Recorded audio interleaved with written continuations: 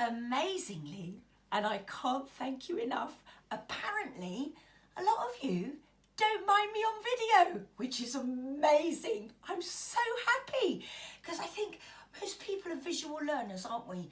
So it's nice to kind of not be shown things, but given a guide as to where to go from so that you can then get used to touch or whatever activity it is that I'd love to share with you, whichever therapy or whichever tip it is.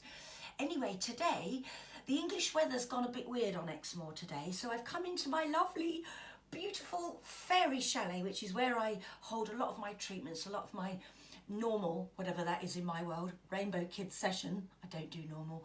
And I thought, people have been asking me a lot about, what about people in hospital? You know, who aren't allowed visitors at the moment, obviously, because of COVID. What about people who are self-isolating on their own? So they're getting zero touch. And touch, as you know by now, because I keep getting so excited about this, boosts immunity. You know, what about people like that?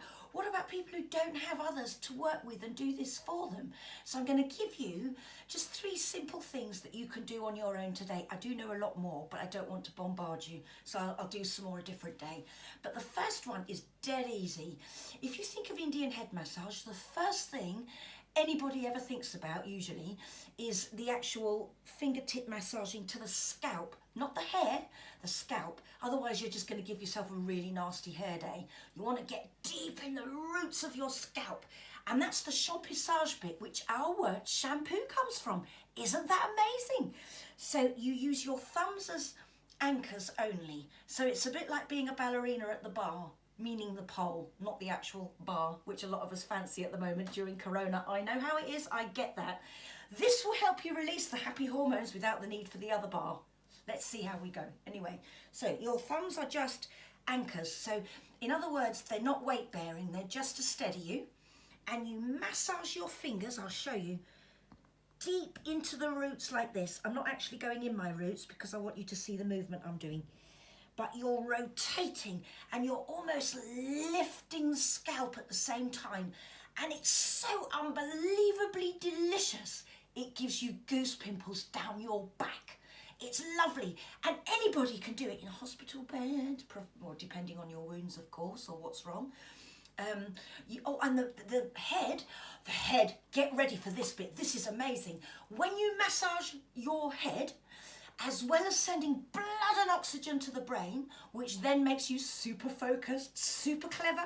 My Rainbow kids all know this bit makes us clever, Giuliana, they know. So when they've got tests and things, it helps. It helps ease issues, reduce challenges. It helps to boost confidence, self-esteem.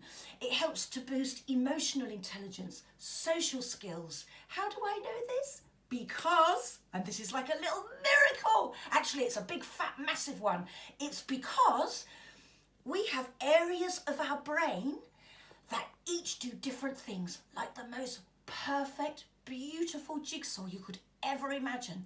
So we've got areas for sensory processing, empathy, reading and processing faces, language, multi-sensory processing. It is a miracle. I absolutely love it. So even if you're not a trained psychologist or masseur or neuroscientist, it doesn't matter. If you just massage very gently with your fingertips only, because the thumbs are too invasive, very gently all over your head, especially the temples, capital city of happy hormones and coping chemicals, well, you're going to have the most fantastic day. So it doesn't matter if you don't know what each part of your brain does or corresponds to. If you massage your whole head, in effect what you're doing is having a full body workout. A full body workout and mind workout. The other thing you can do is massage your ears. Now this sounds mad, but it's just twiddling. It's just twiddling. And it doesn't matter whether you go from top to bottom or bottom to top. You're literally just gently, it's like rolling pastry. I'm Italian, so I love rolling gnocchi. But it's that kind of movement if you're not Italian. Just between your fingers and your fingertips and the pads of your thumbs. And you're twiddling. You're twiddling. I often think it's quite funny in my job because I'll meet someone for the first time and 25 minutes later I'm twiddling their ears. But why this is really, I love this one. The reason, I'm sorry to get so excited, but you know, honestly, you just wouldn't believe it. On your ears, you've got reflex points to every single major organ of the body. The rim of the ear is the back. It's amazing. It was my favourite diagram in my book. I loved that diagram. I nearly framed it, but that was a step too far into nerdiness even for me. But anyway, when you do that, all up and down your ears, but you do it very gently, so you're gently pulling, stretching. If your eyes are streaming with tears and you look like Dumbo, you're doing it a bit too hard. So you've got to get the pressure right.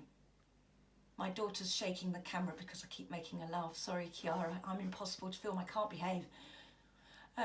So when you're doing this, let me tell you something. This is like doing a whole body workout at the gym without all the body beautifuls, without that really weird rubber smell that seems to come in gyms, but also because I get a bit, intimidated. I've only ever been once. That was enough for me. No offence to gym people out there. But I ended up putting on my knickers over the top of my trousers because I just got in such a state and the changing room was too small. It eliminates all of that so you can sit there, whole body workout, no problem at all about which order you put your clothing on again afterwards. And you've done so much good for your body. And then what else should I know a really, really good one that you can do for yourselves. Now, we want to get breathing is super important during this time because we need to keep, when we're anxious, when mental health is spiking, we start to breathe shallowly. So what we want to do is keep our diaphragms nice and big and the lung capacity to its fullest, because it's like with pain, if you breathe through it, then it's not as bad, actually. So what you need to